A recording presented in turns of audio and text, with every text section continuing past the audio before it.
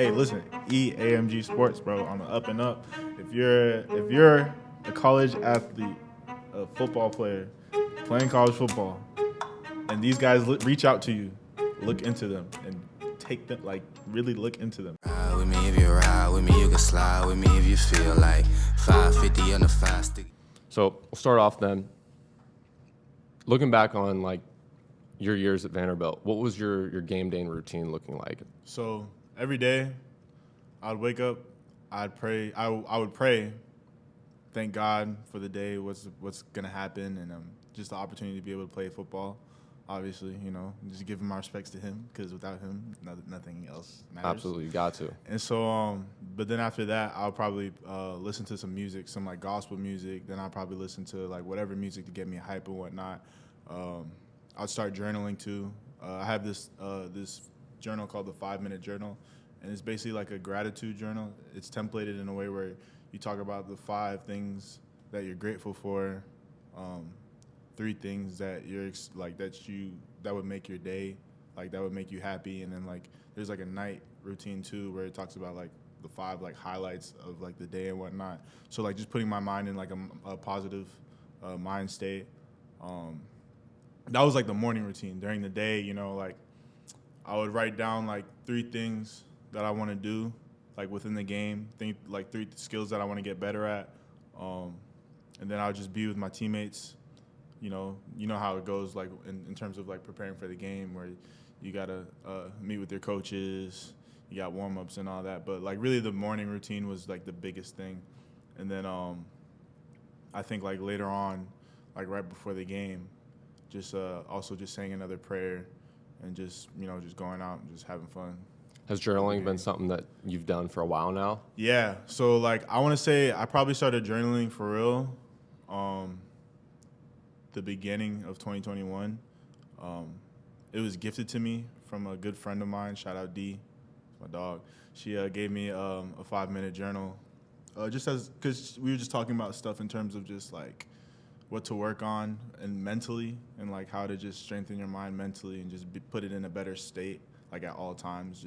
Just growth as a person, as a human, and so yeah, journaling is definitely something that I've taken a liking to a lot, especially because like me, the type of person I am, like I tend to have just a whole bunch of thoughts running through my brain at all times. And so for me to be able to put my thoughts down on paper, and it's hard for me to just kind of freestyle it, like that journal is perfect in a way where it's like it gives you a template, it gives you a set way of just how to like what you want in terms of what you want to manifest or bring to fruition, and then also just like things that are on your mind that you could just get out. So that was definitely like big, and this definitely like I'm on my like 3rd journal, like Oh, sweet. yeah, throughout the past, because I use it like every day, daily. Like I just wake up in the morning, it's the first thing that I do. So, but yeah, that was definitely a huge thing and part of my game day routine. Do you journal? Yeah, actually, well, maybe not so much in the sense of like writing down specific things that are going on, but I try to keep like a free flow of ideas. Yeah. So like similar to what you were saying of just having stuff running through your head constantly. Yeah. I'm the same way. And so I'll try to write stuff down that I think is meaningful, and I'll go back and I'll look in my notebook and I'll be like, wow, this is where I was at, like at this stage in the business, sure. and these are the type of things I was thinking about, and the different ideas I had and the different goals that I had set for the business. For sure. So I definitely try to journal, but I don't take as much of an approach outside of goal setting. Yeah. So for me, it's more of like keeping track of some of the ideas that I have around the business and some of the stuff personally, but I try to translate it to goal setting as well. Yeah. And I've been dabbling a lot with the 3-6-9 method of like thinking about like a primary goal or like Yeah. a main goal and repeating that to myself 3 times in the morning, Yeah. 6 times in the afternoon, and then 9 times before I go to sleep. Yeah. Talk to me like a little bit about how goal setting has been for you. Like, do you set a 5 or a 10-year goal? So, yes, I do. And it's crazy because this past week, like 3-6-9 method, like there is a science to it, and so like it's awesome that like you brought that up. But I mean, I don't do that. It's probably something I should like get to doing, but there's just other ways that I just like that I just pertain to or that I just like to go to. But 369 is like a great method, and that's something that I learned about recently too. But in terms of like the 5 to 10 year goal thing, in terms of goal setting, recently, like literally last weekend, like I was just home chilling with my family and my parents, and like all you know how it is on the weekend, like people just trying to go out and stuff. I was like, nah, I'm just trying to stay inside. I want to brainstorm, figure out some things that I want to do, like get accomplished these last couple months before the year ends. And so like I've been told like multiple times through like multiple different people, like, oh, like I'd make, and I've also seen a whole bunch of people too, like a whole bunch of my friends like make vision boards. Yep. And so I had gotten recommended to make vision boards like from my mentor, my mom, like they all like brought it up like recently. And so I was like, you know what, I'm gonna just make a vision board. And so that was my way of like kind of setting the standard of what I want my next like couple of years to look like. Just like being able to wake up and see like the images that I put on the board. Like so I have like in my bedroom, there's like everything's changed like throughout the years. Like it's evolved from like a little kid's bedroom to like a young adult bedroom. But the only thing that hasn't changed is like there's one wall where there's like a cartoon drawing, and it's literally of like Batman and Spider-Man together from like 2003 when I was 3 years old. I just kept it there just because like it's my childhood. Like bedroom. a keepsake? Yeah, just keepsake type thing. But I switched it up today. I was like, nah, bro, like it's time to like really get serious about what you're doing. Obviously, I've been serious, but now it's like, no, I really want to be intentional about what I'm doing.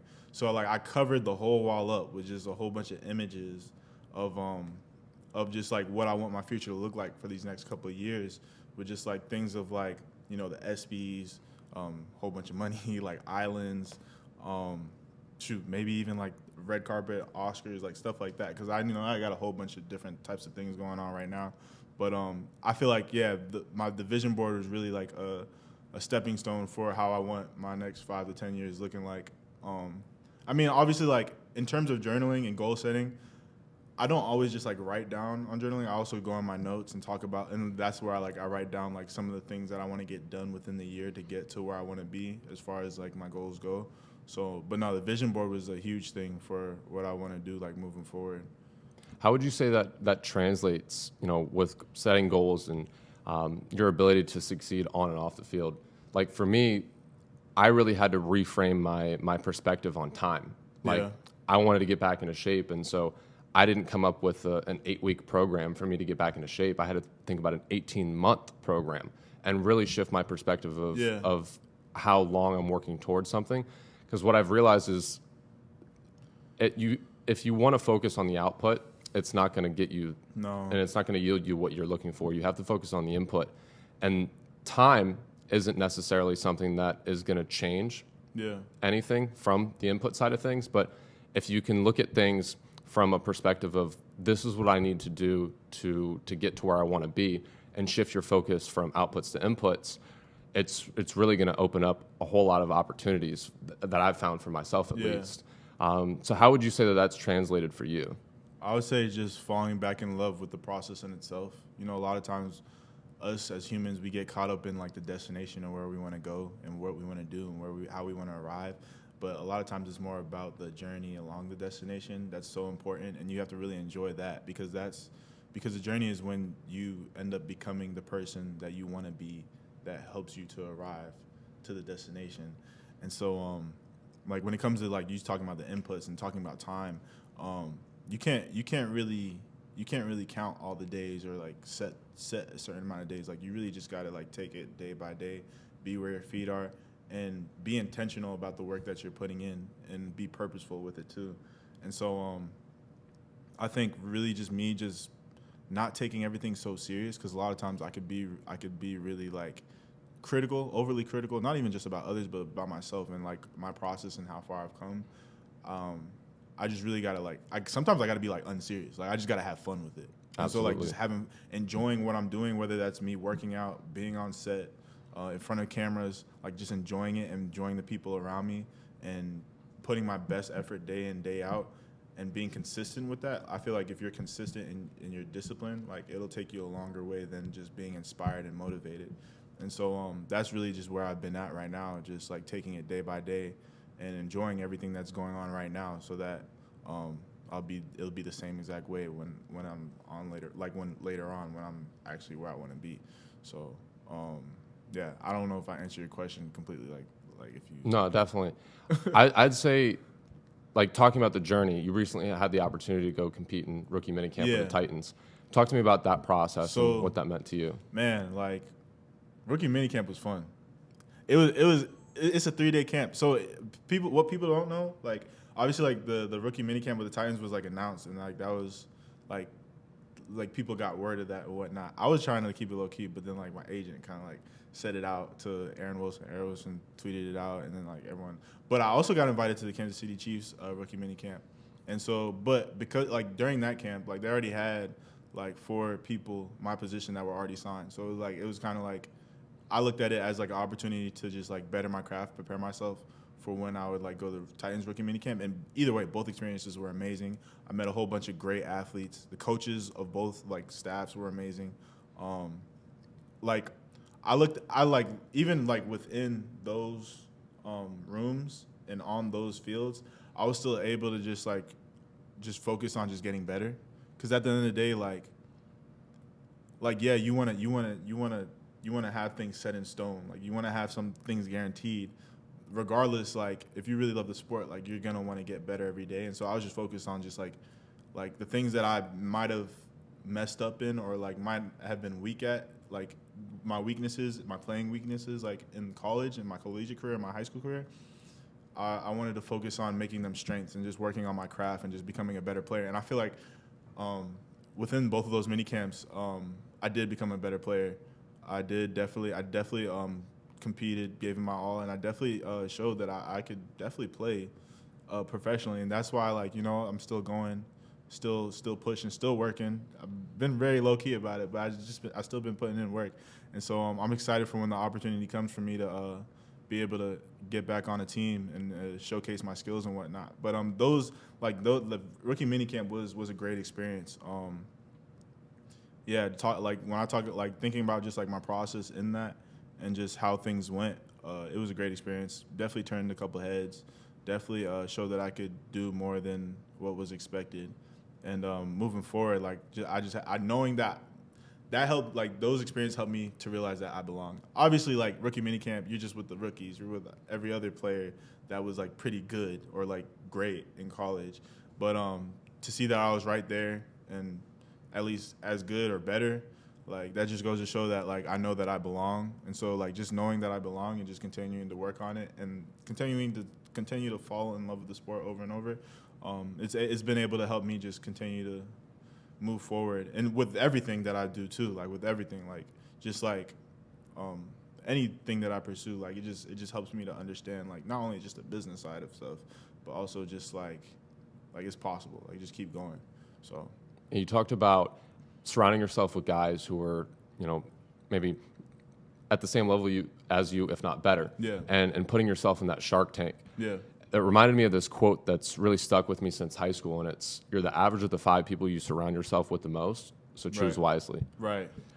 And I've really tried to live by that and kind of think of myself in the sense of water, in the sense of, you have to be able to conform to a new glass at some point. For sure. And if you stick in the same environment, you're going to be placed with limitations of that environment. Yeah. And you have to be able to transform and be able to move around in different spaces where you're given opportunities to grow as an individual. For sure. Because you're putting yourself in a new environment where you can learn new skill sets, For sure. Learn new things about yourself, learn, some more strengths and weaknesses that you may not have been aware of. Yeah. So love that you touched on that. What advice would you give to yourself as a freshman at Vanderbilt? As a freshman, if I were to give myself advice, I would tell myself to just chill. Just enjoy where you're at. You don't have to, like, rush and get to where you think you should be. Like, just be where you are right now. I would definitely tell my freshman year self that. But also just to, just keep going. Like, keep going.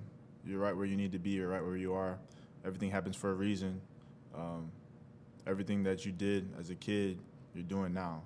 And, like, that's amazing. That's a blessing.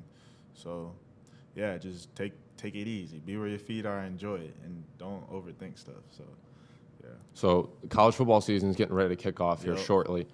What are the top 3 programs for you? And I'm not saying who are the number 1, the number 2, number 3 in the country. I'm saying who are 3 teams that you think are going to have a good season this year? Are going to be some teams to look at? Vanderbilt number 1. Vanderbilt number 1.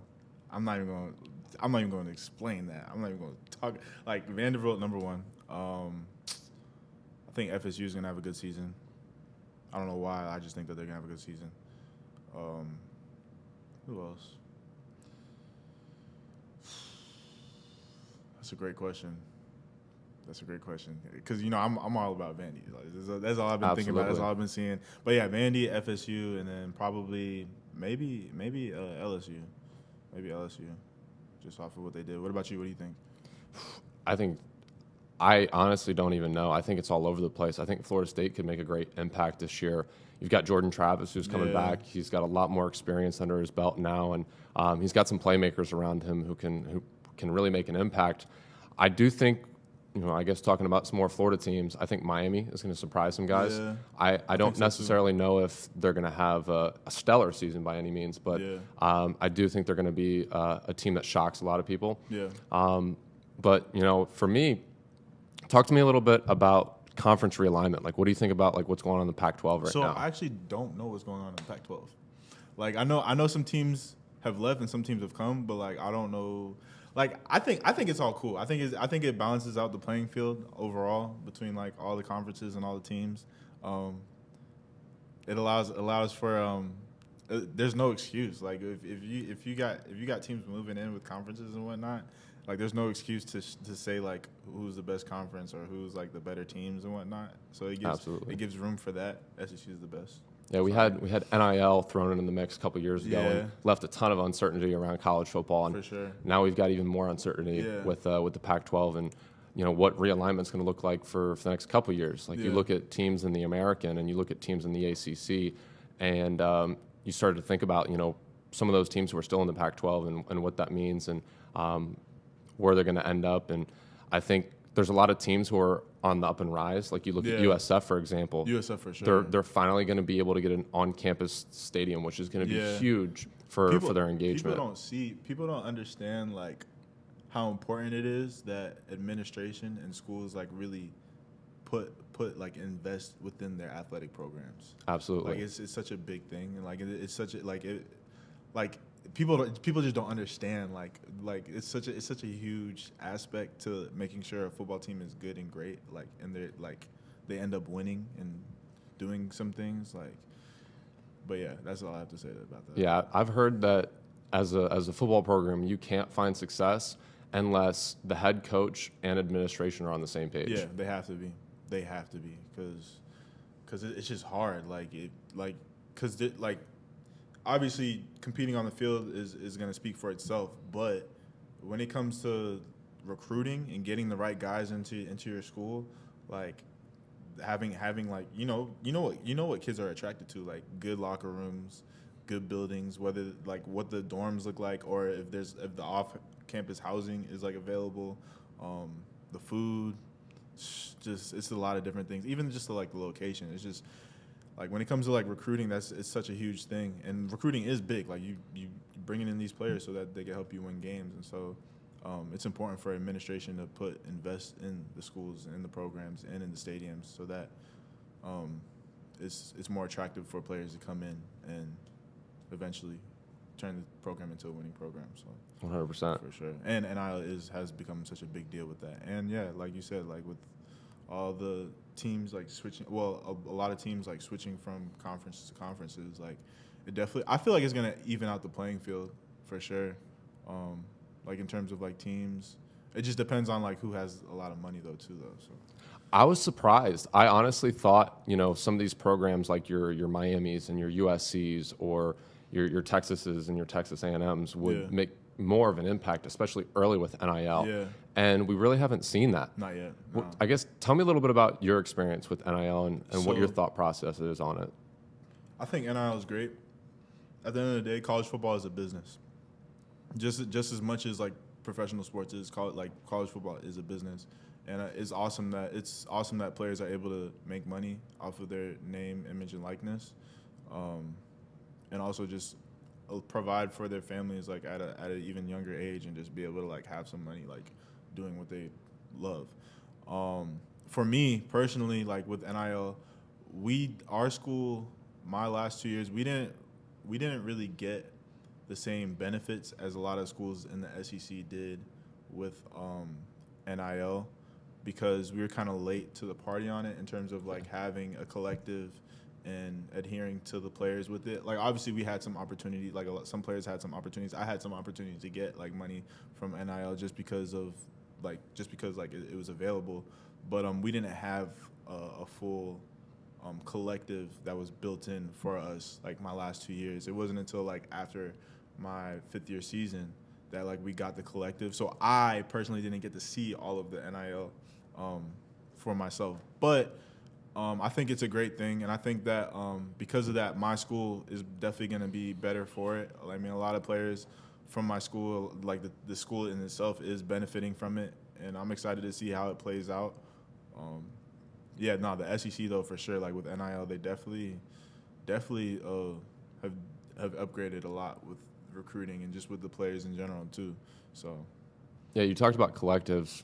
From my perspective, what I've seen is there's 3 entities. So there's the sole proprietor or the individual athlete repping themselves. Yeah. You've got collectives, which are unaffiliated booster programs that are on steroids, which are not supposed to be pay-for-play, but are pay-for-play. Yeah. And then you have agencies or third-party companies who are helping facilitate transactions. I was recently up at UF's practice, and they had an open practice early in camp. Right. And this was something that kind of like floored me, was after practice, they had the entire team. So all 115 kids, whether you were scholarship or walk-on, they had tables from end zone to end zone on both sidelines. Yeah. And so anybody who signed up for the Gator Collective was able to come in onto the field, into the stadium after practice and go get autographs and signatures and things like that. Yeah. And what kind of blew my mind was you have certain guys on the team who are making significant amounts of money from the collective fundraising. Sure. But then you've got guys who are maybe number 114 or number 115 on the roster who are preferred walk-ons or even a walk-on, not getting any NIL money, yet the same deliverables are being enforced on them from the guys who are making 6, maybe even 7 figures. Yeah. So for me, I'd like to see a little bit more of a structure put into place. Yeah. And I think the NCAA kind of threw their hands up in the air and didn't want NIL to happen. Yeah. You know, they didn't want media rights to have to start funneling some of those dollars into the players' pockets and whatnot. They wanted to protect themselves, but they threw it up in the air and was like, all right, everybody figure it out. We're not helping you out in this process. And you've got all these people who either don't understand what NIL is, or they have a skewed outlook on it because of these collectives who are pay for play. Right. It's going to be really interesting to see how it kind of develops as the years come by in the next couple of years. For sure. Because I do think that there needs to be some sort of structure in place. Just because, like, granted, your star quarterback at an SEC program isn't putting the same amount of asses in seats as a preferred walk-on, but there should be some sort of structure in my mind of, maybe there's a flat rate where everybody on the team gets a little bit of something, but then the guys who they're trying to purchase to bring to that school, there needs to be another fund allocated where there's not kids who are completely left out of the mix. No, I agree. Like, I feel like if you're on a football team in college football, playing college football, especially D1, like just in general, there definitely should be. You should definitely get credit. Like, you should definitely get some of that benefit for sure. The flat rate definitely is something that should be worked on. We're only like year 3 of it, like year 3 of NIL. Yeah, I think we're going into year 3 now. Yeah, year 3. I think for sure. Definitely after this year, there should be some structural management in terms of NIL, because I completely agree with you on that in terms of just everyone should get some benefits, because everyone's like contributing. Yeah, everyone's working. Everyone's working. So like whether it's just even a few $100 here and there, like I do think there needs to be those 2 separate funds. One for the guys that they want to recruit and the guys that they need to take care of to bring them to their school. Yeah. But 2, just for the guys who aren't getting taken care of, and like let's say it was $2,500 for the year, and they have all these different activations that they're running. I think $2,500 should go to every single person, including that starting quarterback who's making a big amount, just to cover their end on like the deliverables. Because if you're asking expectations of the entire team, you can't leave kids out of the mix completely. You can't. I agree completely. What was your best memory playing college football? I got a couple, but the first one that I think of right now, Vandy's about to go into week 0 this upcoming week against Hawaii, but traveling to Hawaii, playing in Hawaii was definitely my favorite memory in college football for sure. You know, like just going into the season, a lot of people predicted us to be at the bottom of the SEC. And so, and they didn't know what to expect of us when we played Hawaii.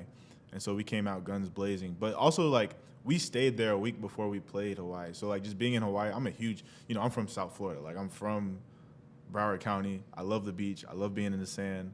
I love being, like, the tropical environment. Yeah, that's what I'm saying. And, like, just to be, like, immersed in nature and, like, even the people out there was so nice. Like, Hawaii was amazing. Like, I swear, when I'm, like, in my 60s or 70s, like, I'm moving out there and I'm just staying. Gotta get back out there? Yeah, bro, I got to. Like, Hawaii was amazing. But, definitely Hawaii was probably my favorite college football memory. I had a breakout game against them. We beat them down. Like, we blew them out. I had a pretty solid performance, and I just had a lot of fun just being with my teammates and doing what we did. And like it was week 0, so a lot of attention is on it. So everyone saw it was like, oh, like. So I would say that Hawaii week was definitely one of my favorites. And then another memory from my freshman year when we played Ole Miss. That was when like I think AJ Brown was over there. Okay. DK Metcalf was there too, but he was injured. And then they had another receiver named DeMarcus Lodge. But I didn't even play that much. Like I played as a true freshman, but I didn't play that much. I played only like 2 drives on defense, but I played special teams. But we ended up winning that game, and it was close. I don't know if we won in overtime or if we won like right before the end of the game. But I had a blocked punt against them, and it went for a safety. And so like that was one of my like biggest like impact plays of the beginning of my career. But that was also just like a great time because we were also contending for a bowl spot, like a bowl roster spot. We ended up going to a bowl game that year, going to the Texas Bowl, playing against Baylor after we had beat Tennessee the game after. But yeah, Ole Miss and Tennessee were like the 2 most important games going into that towards the end of the back end of that season. And that win against Ole Miss, was huge. And that block punt was huge too. But like. Yeah, I would say Hawaii, and then my freshman year that game too. So, and it's like just the team was so like different my freshman year versus like my last year, but both of those were great memories with a lot of great people on both teams, and so those are definitely memories that I'll cherish forever. Those probably for sure my favorite moments for sure. Oh, that's what's up. Yeah. So, is anything else you're looking forward to with the season coming up this year? Is anything you want to touch on? Man, I'm looking forward to seeing my guys play, man.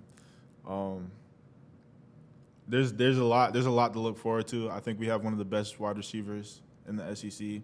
We got a young quarterback who could sling it. We also got a whole bunch of other receivers that are actually very, very good.